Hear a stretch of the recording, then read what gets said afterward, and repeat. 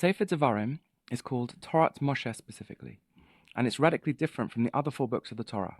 Now, all 5 books of the Torah are Hashem's word, that's well known, and we find it all the way throughout. Hashem spoke to Abraham, Hashem spoke to Moshe. But Devarim is all in Moshe's voice. It only says Vaydaber Hashem el Moshe once in the whole of Devarim. Why is this? Have you ever come across a Lubavitcher, or a Breslover, or generally anybody who has a Rebbe, that they mention all of the time? The Rebbe said this, Rav Moshe said that, Rabbi Nachman always said. Have you also noticed that not all are like that? Not all Lubavitchers quote the Rebbe every second sentence. Not all people who study Lekutei Moharan sing Nanach. Not all Yeshiva Bachrim quote their Rosh Yeshiva or the Gadol Ador all the time. So what's the difference? Well, there is no straightforward one-size-fits-all answer, but because I'm trying to illustrate a point, let's explain it like this. It certainly applies to some people some of the time. Sometimes, when someone is not personally convinced, not personally inspired, and not generally doing their Yiddishkeit out of their own will, they need to quote their Rebbe all the time. Their Rebbe inspires and motivates them. He obligates them, he gives them their mission, he keeps them going, so they need to quote him all the time to remind themselves of why they're doing it. Some people, on the other hand, actually caught the excitement of their Rebbe. They are now excited and motivated like he is. They caught the fever. They are now willingly, by their own choice and delight, doing their mission, their Torah and their mitzvot, and therefore they do not feel the need to quote all the time. They speak about their Rebbe with huge reverence, of course, don't get me wrong, and will, of course, mention him as appropriate. I mean, there is a principle of Kol ha'omer davar b'shem omra, mevi geula le'olam. However, you will feel that there's a difference when they talk about him. So, now it's time to understand this.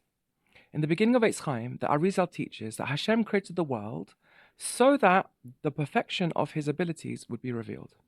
In the beginning of Bishar HaKlalim, he says something different. He writes that actually the world was created so that the creations would recognize the greatness of their creator, of Hashem, which is reminiscent of the Ramban's statement that the purpose of creation is for us to admit to Hashem that he created us and thank him for it. So, which is it? These each relate to a different level. Let's look at it this way. There are 2 ways for someone to explain something to another. The first is to simply explain it that they should understand their opinion. And the second is that they're trying to convince the other and get them to agree. These pertain to our 2 levels. The first level of service in our Torah study and mitzvot is that we come to know the perfection of Hashem, and that can happen even against our will. I had a friend in yeshiva, and he came from absolutely nowhere. He was a Baal Teshuvah, but he ended up being the biggest masmid, the highest succeeding student of the year, eventually going on to the highest program that we had. On the last day of the first year, when we had our farewell banquet, he stood up and said his piece, which was that he'd been trapped by the truth. Now he knows Hashem is real and the Torah is true, so now he's forced to do all this. He didn't sound happy. So this is similar to when Reuven and Shimon are having a debate. At some point, Reuven will bring up a good proof, and Shimon, being honest, will agree that Reuven won the debate. But it will be a reluctant agreement. He won't find any real joy in finding out the truth of the matter. And this is not necessarily coming from his ego either. It's just that he hasn't fully swallowed it yet. He hasn't fully comprehended the beauty and the truth of the idea, nor seen any delight in it. His whole way of thinking needs to be elevated. And if Reuven can do that, then he will have properly convinced Shimon of this new way of thinking, and Shimon will find joy in it. This corresponds to these 2 levels that we're discussing. The first is that we should become servants of Hashem, who, like my friend, know the truth. Therefore, we will give up our nights and our days in serving Hashem, even if it means going against our nature, and even if we are very reluctant about it. Then there is a level of service where the servant has come to recognize the greatness of their master, like Eliezer recognized the greatness of Abraham, and Elisha the greatness of Eliyahu, and the Tzaddikim truly recognize the greatness of Hashem. And they are motivated out of delight and willingness to give up their whole lives for him. These people are entrusted with Hashem's entire house, as Eliezer was with Abraham's house, and Yosef with Potiphar and King Paroz. And Hashem consults them, so to speak, in how to run the world. They are able to draw down completely new lights and blessings into the world, and this is the fulfillment of Hashem's Ratzon Elyon. This is why Moshe stopped quoting Hashem, as it were. Ele ha-devarim asher davar Moshe el kol Yisrael. He was such a servant of Hashem, and it was completely known to all that he had given himself over completely to Hashem, and wanted only what Hashem wanted, to fulfill his will and be successful. that Hashem's Torah can be called Torah Moshe, and it is not a contradiction. He had caught the excitement of Hashem's plan and was eagerly fulfilling it out of his own will. So, what are we going to say about us? Surely we are the servant who serves out of reluctance, the lowest generation.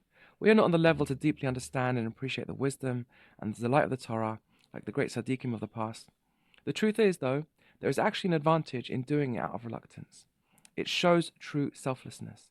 Even though the servant who serves out of joy still does go against his nature and nullifies his own will and ego, still he has joy in it. And it can be said that the one who does it out of reluctance shows an even greater level of dedication and service. In some way, when our child does something for us that we know the child loves doing, it doesn't give us quite the same level of nachat ruach as it does when we see our child doing something for us or even for them that they find more difficult and goes against their nature.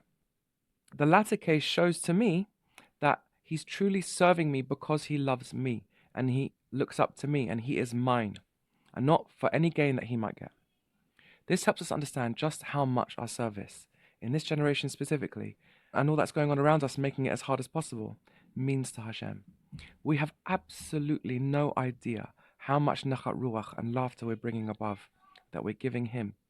We are able to actually perform the third purpose of creation, the deepest, most essential purpose of creation, Hashem's ultimate yearning and desire, which is to make a dira bitachon. This is because Hashem's truth is ein od milvado. There's nothing but him. The whole of creation, therefore, is his will, nobody else's will, his taiva, his desire, his yearning.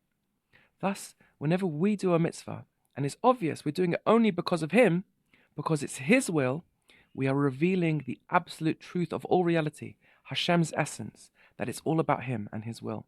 And indeed, he is perfect and great.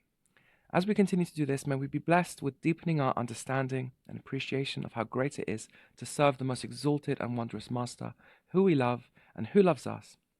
How fantastic, delightful, and joyful it can be to know that everything we do is bringing our Master infinite nachat ruach. May we come to see that the true superheroes of the world are the Avrahams and the Eliezers, the Elishas and the Yosefs, who serve with their entire being. And there's nothing better than that. And I can assure you, there's nothing better for Hashem either. Ana Hashem, ki ani avdecha bein amatecha. Answer us and bring Mashiach so that we can dwell with you, mideshem beitecha. Shabbat shalom.